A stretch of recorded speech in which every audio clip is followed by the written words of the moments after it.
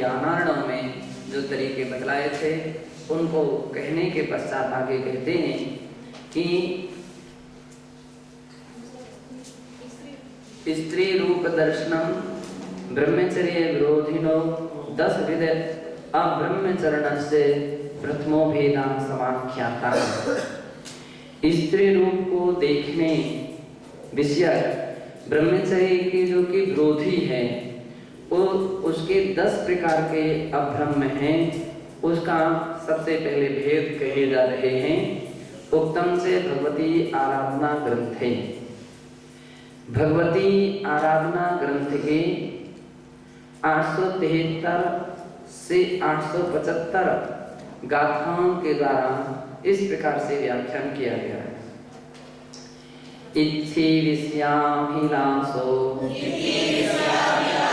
भक्ति विमुखो ये पणिदरस सेवा संसत्त धव्य सेवा तदिन्द्रिया लोयणं सेवा।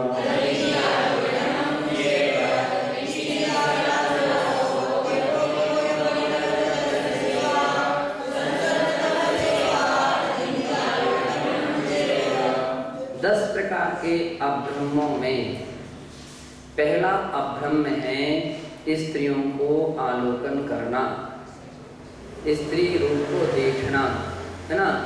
और इस तरह से जो व्यक्ति टकटकी लगा करके बार बार स्त्रियों को देखता है ये पहला दोष माना गया है। तो ये जो व्यक्ति इस प्रकार की स्थिति पर रहता है वो पहला अब्रह्म सेवन कर रहा है। क्या कर रहा है? अब्रह्म सेवन। अनावश्यक बार बार इस प्रकार की प्रवृत्तियां बिल्कुल ठीक नहीं है, गलत हैं। प्रयासरत रहते हैं, अभिलाषो स्त्री को देखने की अभिलाषा रखना, प्रयास रखना, प्रयत्न रखना, है ना। तो ऐसे जो व्यक्ति रहते हैं जो निरंतर इस प्रकार की प्रवृत्ति में रत रहते हैं, इस इंतजारी में बैठते हैं कि हम किसी से बात कर लें, किसी को देख लें, किसी को चर्चा कर लें, तो अब्रह्मी है ऐसा कहा जा गया है। पहला अब्रह्म है तो उनको देखने की अभिलाषा। इत्थि विषयाभिलाषो स्त्री विषयक जो अभिलाषा है ये पहला दोष माना गया, पहला अब्रह्म है। और स्त्री संबंधी पंचेंद्रिय विषयों की अभिलाषा, उन्हें देखना, उनकी मधुर आवाज सुनना, उन्हें स्पर्श करना, ये सभी बातें अंतर्गत ही ले लेना चाहिए। वक्ति विमुखो और इसके उपरांत में वस्ति विमुखो का अर्थ होता है इंद्रियों में विकृति उत्पन्न होना, इंद्रियों में विकार उत्पन्न होना, ये दूसरा भेद माना गया है। तो ऐसे लोग तो इस प्रकार की जिनकी स्थितियां हैं तो एक दूसरा अभ्रम है, जिनके अंदर विकृतियां उत्पन्न होती हैं, ये दूसरा अभ्रम है। फिर तीसरा प्रणिदरस सेवा, प्रणद यानी मदकारक सामग्रियों को लेना, इंद्रिय मदकारक आहार का सेवन करना, यानी गरिष्ठ आहार का लेना। गरिष्ठ आहार के प्रति कुछ लोगों की आसक्ति रहती है। अब मान लीजिए कहा जाए से पेट तो भरता नहीं है, आसक्ति भाव है, और आसक्ति भाव के कारण से तुरंत हाथ खुल जाते हैं, है ना। कोई व्यक्ति ने क्या करूं उसने दे दिया, क्या करूं उसने रख दिया, अरे रख दिया दे दिया, अपना हाथ तो आपका है, उसको आप बंद भी तो कर सकते हो, कंट्रोल भी कर सकते हो। तो गरिष्ठ सामग्री का आहार में लेना ये भी एक प्रकार का दोष माना गया, ये तीसरा अब्रह्म माना गया है। और क्या है? चौथा अब्रह्म क्या है? संसक्त द्रव्य सेवा, संसक्त सामग्री का उपयोग करना, स्त्री संबंधी सैया आदि का सेवन करना। जिस सामग्री पर स्त्रियां बैठती हैं, उठती हैं, जिस स्थान आदि पर, तो उसका प्रयोग करना, उसका उपयोग रखना, उसमें बड़ी प्रसन्न होना, खुश होना, ये स्त्री संसक्त द्रव्य सेवा है। उनसे संबंधित सामग्री का प्रयोग करना, विशेष करके आसन आदि का उपयोग, सैया, तो सैया का तो उपयोग नहीं होता है, आसन का तो उपयोग हो जाता है। आसन, विशेष करके चटाई आदि, इसमें भी थोड़ा ध्यान रखना। कुछ ऐसे रहते हैं जिसमें संसक्त का दोष नहीं माना जाता है, जैसे जमीन है। अब उसको संसक्त का दोष नहीं माना जा सकता, उस पर तो आते हैं लोग, जाते हैं, बैठते हैं, उठते हैं, लेकिन फिर भी तात्कालिक दोष तो मानते हैं कि तत्क्षण जिस स्थान से कोई स्त्री बैठ कर के उठी गई है उस पर कोई पुरुष ना बैठे, यानी साधुजन ना बैठे। साधुजन उठ करके गए हैं तो तत्क्षण उसी स्थान पर कोई स्त्रियां ना बैठे, हारिका माता जी वगैरह ना बैठे, थोड़ा सा कुछ गैप दे, है ना। और एकदम इमरजेंसी ही परिस्थिति आ जाए तो पीछे से मार्जन विशेष रूप से करके, ऐसा बोलते हैं, पीछे से मार्जन करके बैठते हैं, है ना। इसी प्रकार से लकड़ी, तो लकड़ी के जो पाटे वगैरह होते हैं तो वो भी मान लीजिए सामान्य माने जाते हैं, उसमें इतना अधिक दोष नहीं माना गया है। तो कई बार ऐसा रहता है जगह जगह समाज के यहाँ तरह पाटे रहते हैं, थोड़े कोई महाराज के लिए निर्धारित रहते हैं, तो उसके लिए, लेकिन उसके लिए भी इतना रहता है जिस समय में उस तत्काल कानून पे उठा बैठा है तो उसका प्रयोग उसमें नहीं किया जाता है। और यदि आवश्यकता पड़ जाए तो वही तरीका है, पीछे से विशेष मार्जन करना चाहिए।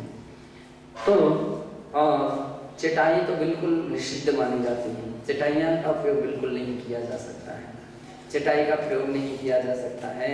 इसी प्रकार से कदाचित जैसे उनके जो किसी के लिए पसीना आ रहा है, किसी के लिए जुकाम हो रहा है, किसी के लिए तकलीफ हो रही और कोई अपना रूमाल देना चाहे किसी को कि भैया महाराज को पहुँच दीजिए, नहीं, उसका यूज नहीं किया जाएगा।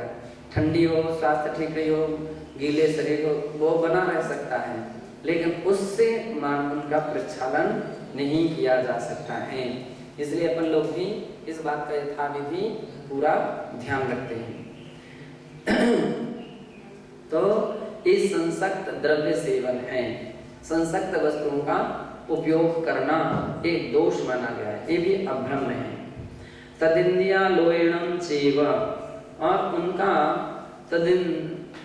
तदिंद्रिया लोयणम, उनके विभिन्न प्रकार के शरीर के अंगों को निहारना, देखना, उस ओर दृष्टि ले जाना, एक चौथा अभ्रम दोष माना गया है, बढ़ते हुए दोष हैं।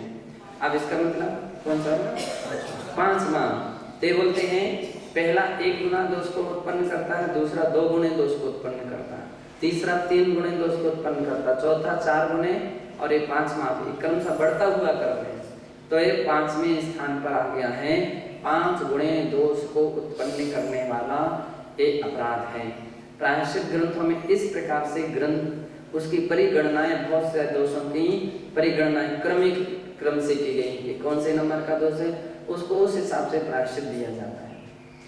तो उनके अंगों का अवलोकन करना, है ना, उनको एक सहज दृष्टि पहुंच गई, और दूसरी बात है बार बार दृष्टि पहुंच रही है, टकटकी लगा करके व्यक्ति बैठा है तो उसके लिए विशेष प्रायश्चित दिए जाते हैं, ये दोष है।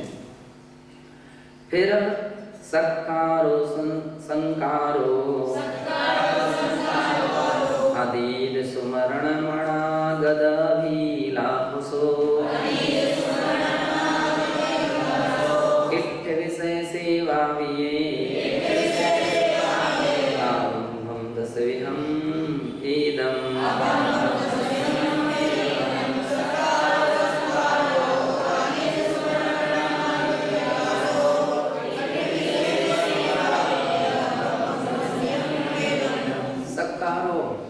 सत्कार करना एक छठवां अभ्रम है कि कुछ लोग तो बड़े चिंता रहते हैं, अरे पाटा लाओ, ये लाओ, क्या नाम से चटाई लाओ, उनको स्थान दो, फलाना ऐसा व्यवस्था दो, वो दो। सत्कार, अब सत्कार का तात्पर्य यहाँ पर 2 प्रकार के ध्यान रखना है। अपने से वरिष्ठ हैं तो उनके लिए तो यथाविधि सम्मान दिया ही जाएगा, और एक सामान्य स्त्रियां हैं उनके लिए, सामान्य स्त्रियों के लिए प्रसन्न हो जाना, चटाई लगा लो, हम कैसा आ जाइए, आइए, है ना। अब ये क्या आवश्यकता है आपके लिए, क्यों आप बुला रहे हैं, क्यों बैठने की बात कर रहे हैं, कौन सी आप अर्जेंट आवश्यकता पड़ गई, ये आवश्यकता साधु वर्गों के लिए नहीं होती है। एक बार कोई विशेष प्रकार से मान लीजिए कदाचित कोई साधु आ जाए तो फिर भी अपन कर सकते हैं, आदर सत्कार कर सकते हैं। लेकिन महिला वर्ग है तो महिला वर्ग के लिए उतना ही जितना कि जिनके लिए उचित है ना, उतना ही किया जा सकता। आम स्त्रियों के आने पर इस प्रकार की प्रवृत्तियां नहीं की जाती हैं, इसका अपन को ध्यान रखना चाहिए। तो ये अब्रह्म माना गया है। क्या क्या माना गया? अब्रह्म दोष माना गया। और संकारो, स्त्रियों को वस्त्र माला आदि से विभूषित करना, संस्कारित करना, है ना। आमतौर पर तो पता नहीं है ऐसा कभी कहीं होता है। गृहस्थों में तो संभव हो सकता है कि गृहस्थों के लिए कोई क्या होता है, जब जाते हैं किसी के यहाँ तो कोई वस्त्र लेकर के जाता, कोई आभूषण लेकर के जाता, कोई सामग्री वगैरह लेकर के जाता है। ये बहुत आपको जमेगी, ये तो बहुत अच्छा आपके लिए जम सकती है, बहुत अच्छी मतलब सुंदर दिखेंगे आप इसमें। तो इस प्रकार की सामग्रियों का आदान प्रदान करना, उनको विभूषित करना, ये संस्कार नाम का दोष माना गया है। और अतीत सुमरण, अतीत में की गई जो पूर्व भोगों का स्मरण जो है, पूर्वतानुस्मरण, ये 8वां अब्रह्म कहा गया है। इत्थ विषय सेवा और इसके उपरांत भविष्य काल संबंधी रति क्रीड़ा की अभिलाषा, क्या दिया है? अभिलाषो, तो पहले स्मरण अलग है और अभिलाषा एक अलग है। अभिलाषो तो जो इष्ट विषयों के संबंधी रति क्रीड़ा की अभिलाषा रखना, प्राप्ति के लक्ष्य रखना, भावना रखना, एक 9वां अब्रह्म है। और इष्ट विषय सेवा, 10वां इष्ट विषयों का सेवन करना, ये 10वां अब्रह्म है। ये 10 प्रकार के शास्त्रों में अब्रह्म कहे गए हैं। एवं विसर्गीभूतम् आबम्भं दशेहं पीणादवम् आवादे मधुरमिव बोधि विभागे कडूयधरम्।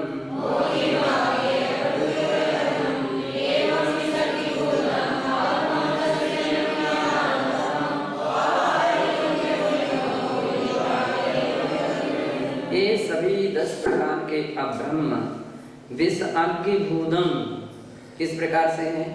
विष की तरह है, अग्निभूतम अग्नि की तरह है, जो कि अब्रह्मम दशविहं पीणादवम्, जो इस प्रकार के 10 प्रकार के अब्रह्म हैं, वे कैसे हैं कि विष के समान है और अग्नि के समान है। आवादे मधुरमिव बोधि विभाग हो कडूयधरम्, इसका अर्थ तो छूटा हुआ है।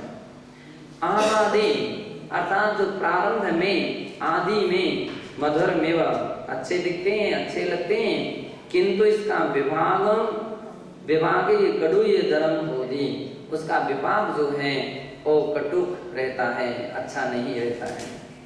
इस प्रकार से जानना चाहिए। किंच 10 विध मिथुनस्य तदंग वीक्षण नाम कहा षड्भेद निरूपितो भवति। यहाँ कह रहे हैं 10 विध मिथुनस्य, 10 प्रकार के मिथुन प्रवृत्तियों में तदंग वीक्षण नाम का षष्ठो भेदो निरूपितो भवति। स्त्रियों के अंगों का निरीक्षण करना यह 6वां भेद माना गया है। अब्रह्म सेवन रूप मिथुनस्य 10 भेदा अग्रे निरूपिष्यन्ते। अब ब्रह्म सेवन रूप मिथुन के 10 भेदों को आगे बताया जा रहा है कि एवं सिद्ध्यन्ति यन्नारी अंग वीक्षणम अब्रह्म सेवनस्य प्रमुखं द्वारम् अत्र प्रारंभ भूमिकायामेव यो मुनि ब्रह्मचर्य व्रत दृढ़तया निर्विकारतां धत्ते तस्यैव ब्रह्मचर्य व्रत साधनायाम अग्रे सरता संभवति। कह रहे हैं कि इस प्रकार से प्रथम भूमिका में ही जो मुनि ब्रह्मचर्य में व्रत में दृढ़ता के साथ निर्विकारता बनाए रखता है, वही ब्रह्मचर्य व्रत की साधना में अग्रसर रहता है, जिसने पहले से ही इन सब बातों को ध्यान रख लिया है। पहले से जो इंसान 10 प्रकार के अब्रह्मों में सावधान हो गया है तो अपने ब्रह्मचर्य व्रत की साधना में अग्रणी रहता है। और जो मुनि ब्रह्मचर्य व्रत दृढ़तया निर्विकारताम धत्ते, निर्विकार रूप से उसको धारण करता है, तस्यैव ब्रह्मचर्य व्रत साधनायां अग्रेसरता संभवति, वही इस ब्रह्मचर्य व्रत की साधना में अग्रसर होता है। किंतु या स्त्री रूप दर्शनम प्रति अनासक्ता, जो स्त्रियों के रूप को देखने के लिए अनासक्त रहता है, यानी उसको देखने की अभिलाषा नहीं रखता है, तस्य तत्कथा श्रवण स्त्री संसर्ग आदिषु तो वृत्ति रवस्यम भाविनीति दृष्टया गाथायां अत्र अब्रह्म सेवन संबंधनीयां अन्य प्रवृत्तिनां त्यागो भी संकेतिताः। जिसने देखने के लिए ही ब्रेक लगा लिया है, जो स्त्रियों के रूप को सामान्य रूप से देखना भी जिसको उचित नहीं मानता है, देखने में भी अनासक्त है, उसकी कथा के श्रवण में तथा स्त्री संसर्ग आदि में तो उसकी वृत्ति अवश्य ही होगी। क्योंकि अब कथा सब कब बोलेगा? जब कोई आमने सामने होगा तभी तो उससे बात करेगा। आमने सामने ही नहीं है, देखना ही उसको पसंद नहीं है, तो फिर उस संबंधी कोई कथा भी नहीं हो सकती है और संसर्ग भी नहीं हो सकता है। सामने ही नहीं, कोई वस्तु ही नहीं है, तो उसके संसर्ग भी नहीं हो सकता है। तो अवश्य इस प्रकार की स्थितियां रहती हैं। इति दृष्टया अत्र गाथायां अब्रह्म सेवन संबंधनीनां अन्य प्रवृत्तिनां त्यागोपि संकेतितः। इस दृष्टि से इस गाथा में अब्रह्म संबंधी अन्य प्रवृत्तियों के त्याग का भी संकेत कर दिया है। तात्पर्य यह है कि स्त्री शरीरादि प्रेक्षणे इव तस्य निर्विकारता शेष अब्रह्म प्रकारेषु अपि भवति इति तात्पर्यम्। कि जिस श्रवण के स्त्रियों के शरीर आदि के देखने तक की में जैसी निर्विकारता होती है, वैसी ही उनकी निर्विकारता अन्य अब्रह्मों में भेदों में भी होगी। जो पहले से ही निर्विकार है, यानी विरक्त है, अनासक्त है, तो फिर वो आगे के सभी भेदों में ही अनासक्त ही रहेगा, ऐसा जानना चाहिए। अत्र बोधव्यम, यहाँ ये जानना चाहिए कि यथा पुरुषस्य कृते स्त्री शरीर प्रेक्षणं तत्संसर्गादिकं च प्रतिसिध्यते, तथैव स्त्रीणां कृते पुरुष शरीर प्रेक्षणं तत्संसर्गादिकं च प्रतिसिद्धं विज्ञेयम्।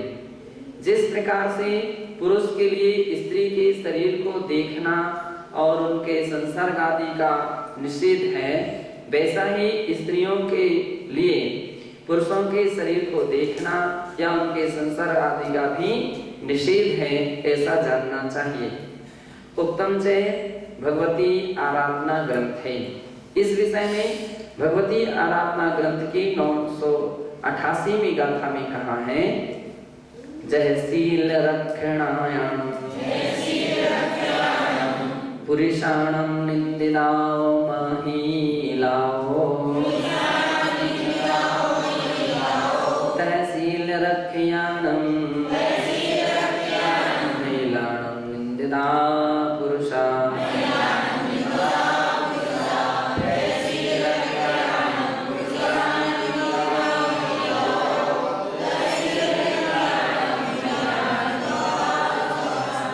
जह यानी जैसे, शील रक्षयाणम, शील की रक्षा करने वाले, पुरुषाणम जो पुरुष हैं उनके लिए, महिलाओं निंदिताओ, महिलाओं को निंदित किया गया है, महिलाओं की उसमें निंदा की गई है। उसी प्रकार से तह शील रक्षयाणम महिलाणम निंदिता पुरुषा, निंदित किया गया नहीं, उससे वृत्ति की बात कही गई है, उसी प्रकार से शील की रक्षा करने वाली महिलाओं के लिए पुरुषाण निंदा, पुरुष जो हैं वो निंदित हैं यानी त्याज्य हैं, उनको भी उसी प्रकार से जानना चाहिए। मनोहर स्त्री शरीर दर्शनेपि मुने वैराग्यम समेधत्ताम् इति दृष्ट्या शास्त्रेषु काश्चित् भावना समुपदिष्टाः। मुनिजनों को मनोहर स्त्री शरीर दर्शनेपि, मनोहर स्त्रियों के शरीर को देखने पर भी मुनि वैराग्यम समेधताम्, मुनिजन वैराग्य भाव को बढ़ाते हैं। कैसे बढ़ाते हैं? इति दृष्टिया, इस दृष्टि के इस विषय में शास्त्रेषु काचित भावना समुपदिष्टा, शास्त्रों में कुछ भावनाएं कही गई हैं। तासु काश्चिदत्र समुदाह्यन्ते, उनके विषय में कुछ यहाँ पर कहते हैं। यथा ज्ञानार्णवे प्रोक्तम, जैसा कि ज्ञानार्णव के 12वें अध्याय के 3 श्लोक में कहा है, वज्र जलन लेखेव भोगे दष्टैव केवलम् वनितेयं मनुष्याणां संताप भयदायिनी।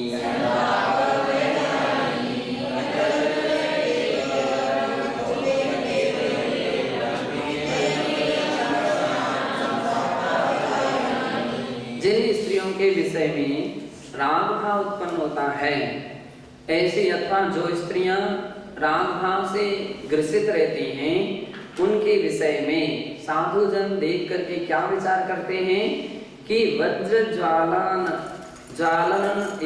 लेखे, वज्र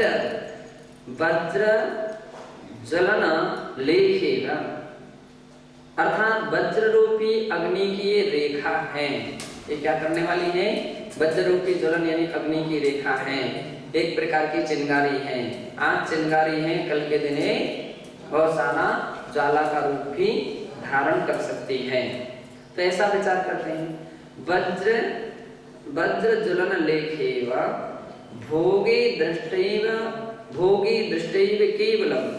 और दूसरा क्या विचार करते हैं कि वहां भोगी दृष्टैव, भोगी से सर्प ऐसा नहीं, उसकी दृष्टैव अर्थात उसकी दाढ़, उसकी दाढ़ की तरह है, केवलम दाढ़ की तरह, विषैली दाढ़ की तरह है। वनितेयं मनुष्याणां संताप भयदायिनी, मनुष्यों के लिए स्त्रियां इस प्रकार से संताप को उत्पन्न करने वाली हैं और भय को भी उत्पन्न करने वाली हैं। इस प्रकार से स्त्रियों के विषय में कहा गया।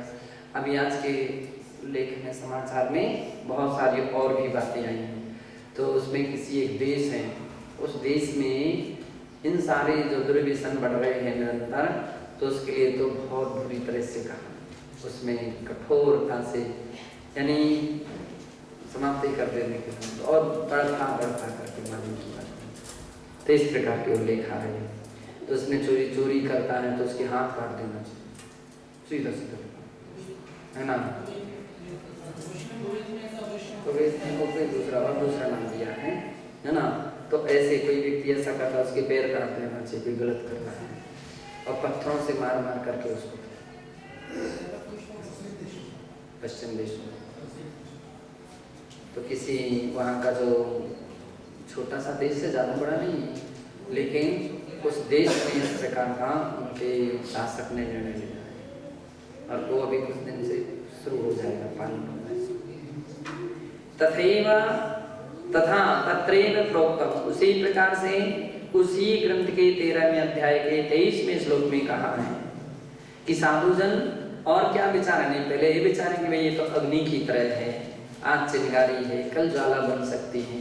इसलिए जो व्यक्ति चिंगारी पर ही कंट्रोल कर लेता है, कहीं अगर चिंगारी आ जाए कपड़े के ऊपर तो उसको तुरंत बुझा दो, अन्यथा क्या हो जाएगी, कल के दिन वो ज्वाला बन जाएगी। तो जिसने पहले से ही ब्रेक रख लिया है, अथवा सर्प की विषैली दाढ़ है, तो विषैली दाढ़ अपन जान रहे कि सर्प की तरह है, तो सावधान हो जाइए। जब वो काट ही खाए तब सावधान होने से कोई फायदा नहीं। तो काटने के पहले से ही सावधान हो जाइए, 10 हाथ दूर से चलिए। ऐसा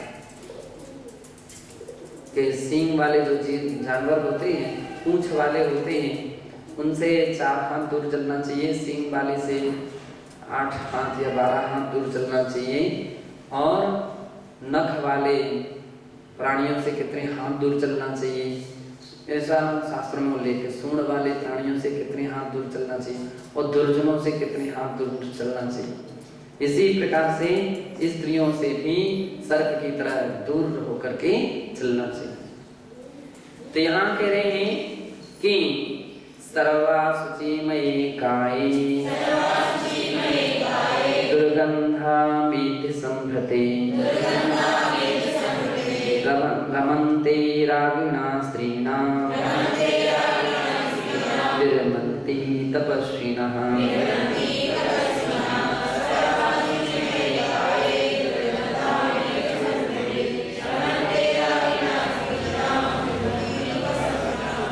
सर्वा शुचिमये काये, जिनका शरीर कैसा है, सभी प्रकार की अशुचि, अशुचि नहीं अपवित्रता से बना हुआ है, अशुचिमय है, अपवित्र है। दुर्गंधा मेध संभृते, और जो है वो कैसे दुर्गंध और अमेध यानी घृणा को उत्पन्न करने वाली हैं, मलमूत्र से भरा हुआ जिनका शरीर है। रमन्ते रागिणा स्त्रीणां, ऐसी स्त्रियों को देख करके केवल रागी पुरुष ही आनंदित होता है, लेकिन तपस्विनः, कोई तपस्वी हैं, विरमन्ति, वे उनसे क्या होते हैं, व्रत होते हैं। अन्यच्चे तत्रैव प्रोक्तम, और उस ही ग्रंथ के अन्य स्थानों में यानी 14वें सर्ग के 14वें अध्याय के 12वें और 14वें श्लोक में कहा है,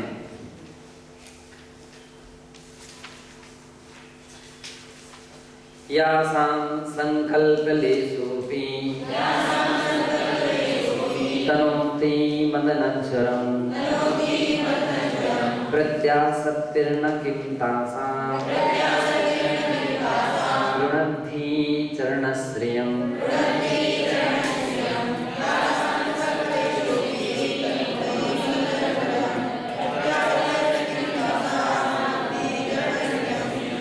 यासां संकल्प लेशोपि, जिनके विषय में लेस मात्र भी संकल्प है, लेस मात्र भी अगर मन में कोई उसका विकल्प आ जाए तो वह भी तनोति मदनज्वरः, यानी प्राणी के मदन रूपी जड़ को उत्पन्न करने वाला होता है।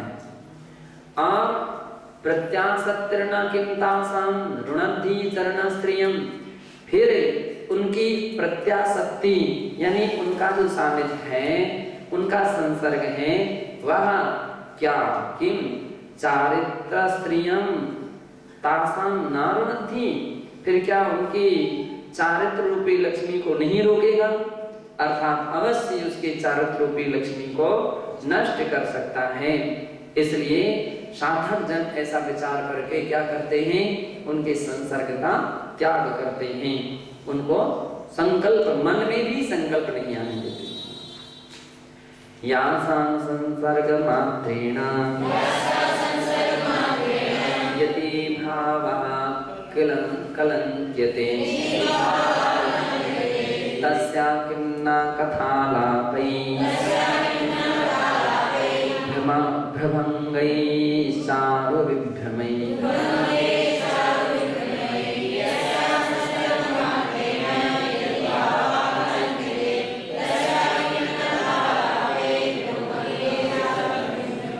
कह रहे हैं यस्या संसर्ग मात्रेण यति भावा कलंकिते, जिसका संसर्ग मात्र से क्या केवल संसर्ग मात्र से यति भाव को कलंकित कर लेता है व्यक्ति, है ना, तो ऐसा कलंकित करता है। फिर तासां किम्ना कथालापि भ्रूभंगैः चारु विभ्रमै, फिर उन स्त्रियों के साथ विलासपूर्ण भृगुटी भंगिना से जुड़ी कथा वार्ता से क्या वह अपनी दशा मलिन नहीं करेगा? जो भ्रुकुटियों को घुमा घुमा करके तिरछी निगाहों से देख करके अथवा हंसी पूर्ण उनके साथ चर्चा करके क्या वो कलंकित नहीं होगा? वो भी कलंकित हो सकता है। इसलिए स्त्रियों के साथ पुरुषों के लिए हंसी मजाक के लिए निषेध किया गया। पुरुषों के लिए स्त्रियों के साथ हंसी मजाक के लिए निषेध किया गया। मनोविनोद जो रहते हैं, साधु साधु में अपन लोग प्रसन्न हो सकते हैं, या इस प्रकार से विभिन्न प्रकार के केली कले श्रुत माहि जनेश्वर के नंदन लघु नंदन ये स्त्रियां हो सकती हैं। आमतौर पर स्त्रियों से उस समय बचने का प्रयास रहता है। स्त्रियां स्त्रियों में वे अपने श्रुत ज्ञान में, अपने इस प्रकार के ज्ञान में, तत्व में वो प्रसन्न रह सकती हैं। तो इस प्रकार से विधि दी है। लेकिन पुरुष स्त्री से या स्त्री पुरुषों के साथ ऐसा कोई विनोद भाव ना रखे, उसमें हंसी मजाक ना करे। और कहते हैं सुचिरं सुष्टु निर्णीतम लब्धं वा वृद्धि सन्निधो लुप्यते स्त्री मुखालोकात् वृत्तरत्नं शरीरिणाम्।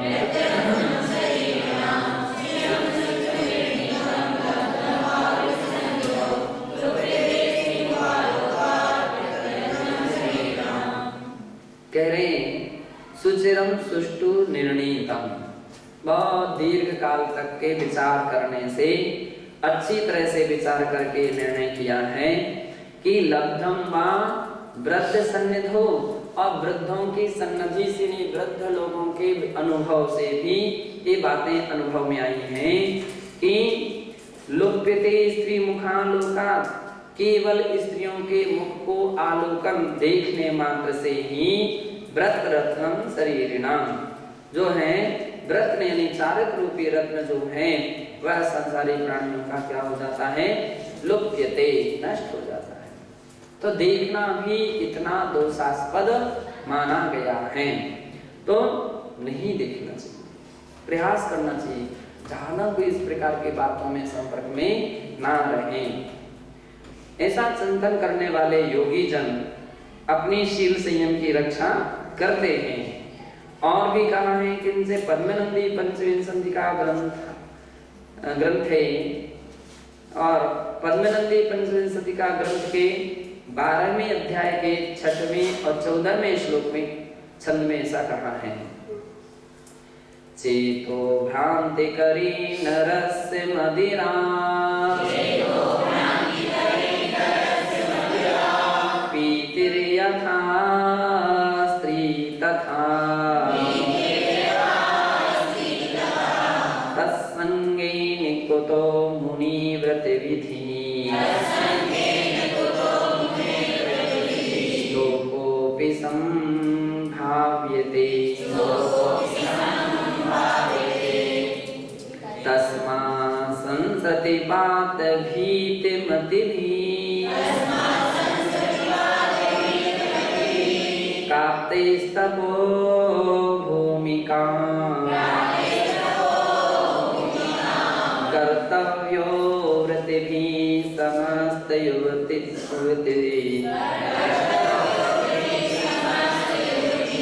त्यागे प्रयत्नो महान्।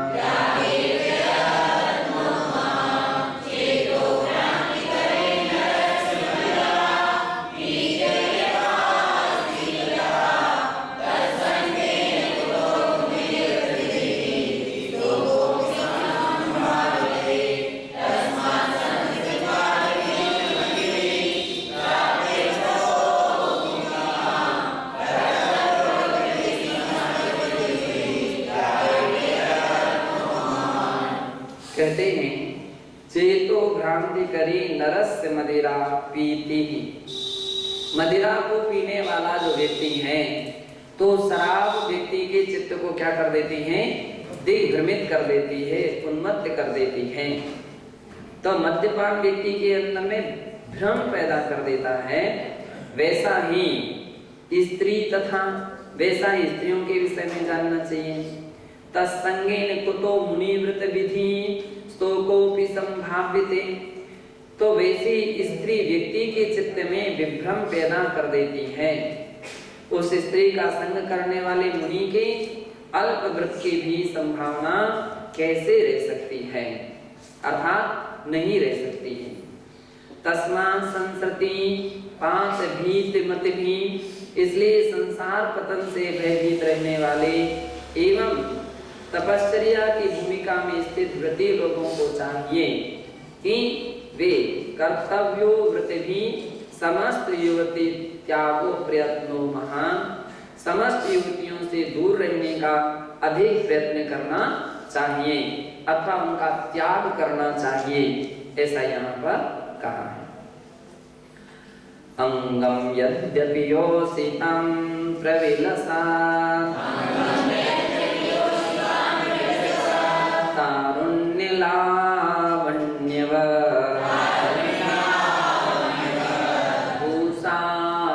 तदपि प्रमोदजनकं मूढात्मनां दोषताम्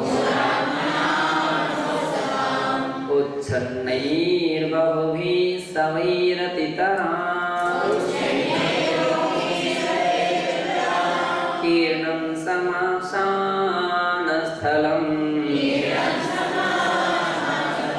लब्धा तुष्यति कृष्णिका कनिकरो नो राजहंसं व्रजः।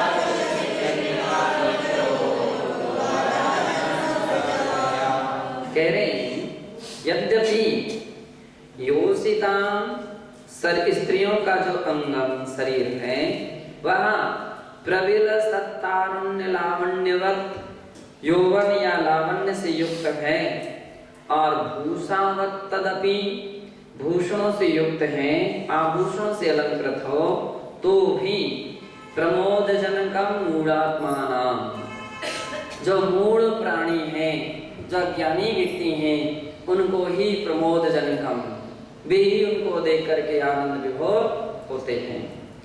नो सताम, किंतु जो सज्जन पुरुष हैं वे ऐसे शरीर को या इस प्रकार के उनके रूप लावण्य को देख करके प्रसन्न चित्त नहीं होते हैं, या वे प्रमोद भाव के अंदर में उनके विशेष में नहीं होता है।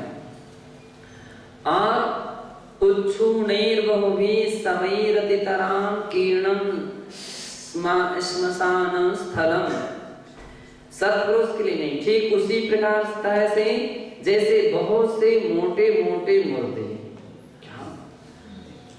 सवई सब यानी मुर्दा, तो उच्चैर्बहुभिः समैरतितरां, मोटे मोटे मुर्दों भरे शमशान स्थान को प्राप्त कर काले कौवे लब्धा तुष्यति कृष्ण काक निकरो नो राजहंसं व्रजः, केवल कौवा देख करके ही आनंदित होता है। कौन देख करके आनंदित होता है? कौवा देख करके आनंदित होता है, राजहंस पक्षी आनंदित नहीं होता। तो जो स्त्रियों के शरीर को देख करके जिसको आनंद आ रहा है, उसको खुशी हो रही है, वो समझ लेना चाहिए कैसा है, पूरा कौवा है, ऐसा जानना चाहिए, कौवे की तरह है। और जिसके अंदर में वृत्ति भाव रहते हैं। अब वृत्ति भाव का अर्थ क्या है? मध्यस्थ भाव रहते हैं, द्वेष भी नहीं होना चाहिए और राग भी नहीं होना चाहिए। तो मध्यस्थ भाव है जिसके अंदर में कौन है? राजहंस पक्षी। राजहंस पक्षी के अंदर में ना राग होता है उस मुर्दे को देख करके, ना आनंद होता है और ना घृणा होती है। वो अपने हिसाब से वहां से राजहंस की तरह हुआ करता है कि वह मुर्दों को देख करके कोई प्रसन्न नहीं होता है। तो शरीर तो एक प्रकार का मुर्दा है, इसको प्रसन्नता हो रही है देख करके, तो समझ लीजिए कौवे की तरह है। आचार्य लोग कहाँ से उपमा खोज करके रखते हैं। एवं स्त्री शरीरंग दर्शनी तद्दोष तद्दुष्परिणामादि चिंतन परो मुनि राग भाव विरहितो विकारहीनो वा यदा भवति। कह रहे हैं इस प्रकार से स्त्री शरीर के अंग दर्शनी, स्त्री शरीर अंग के देखने पर भी तद्दोष तद्दुष्परिणाम आदि चिंतन परो मुनि, उनके दोष अथवा दुष्परिणाम आदि के चिंतन करने में कुशल, चिंतन करो यानी चिंतन करने में जो कुशल मुनि हैं वे राग भाव रहितो विकारहीनो, राग भाव से रहित होते हैं अर्थात विकारहीन होते हैं, अपने मन को विकृत नहीं करते हैं। यदा भवति जब ऐसी अवस्था को प्राप्त होते हैं तदा तब सोदुद्धरम ब्रह्मचर्य भावम धरितुम शक्यते सैव दुर्धरम ब्रह्मचर्य भावम धर्तुम शक्नोति। वे ही दुर्धर ब्रह्मचर्य भाव को धारण करने में समर्थ होते हैं। अर्थात तादृश एव मुनि उत्तम ब्रह्मचर्य धर्मस्य साधको भवितुम समर्था। अर्थात उस प्रकार के मुनि ही उत्तम ब्रह्मचर्य व्रत को धारण करने में समर्थ होते हैं, उसके साधना करने में समर्थ होते हैं, ऐसा जानना चाहिए। अत्र ब्रह्मचर्यस्य दुर्धरेति विशेषणम् अस्य दुष्करत्वं श्रेष्ठत्वं से प्रकटयति। अब यहाँ ब्रह्मचर्य का दुर्धर विशेषण जो दिया है उसकी दुष्करता या श्रेष्ठता को प्रकट करते हैं। काम भावनाया इयां प्रबलो योगा एगा प्रबलो वेगा। काम भावना का इतना प्रबल वेग होता है कि यस्य प्रतिकारं कर्तुं सामान्य जनो न समर्था, जिसके प्रतिकार करने में सामान्य प्राणी समर्थ नहीं होता है। उक्तम से अस्य काम वीरस्य सर्वस्वापि प्रभाव विषय ज्ञानान्वे कहानी, इसके काम वीर की सर्वव्यापी प्रभाव विषय, सर्वव्यापी प्रभाव के विषय में ज्ञानार्णव के अंदर में 11वें अध्याय के 19 से 21 श्लोक तक ऐसा कहा है। तो फिर इसको आगे शास्त्रों में बहुत व्याख्यान बहुत बड़े बड़े अथा प्राणिक अध्याय निष्ठापन क्रियायां पूर्वाचार्यां क्रमेण सकल कर्मक्षयार्थं भाव पूजा वदनास्तव समीतं श्री श्रुतवती कायसु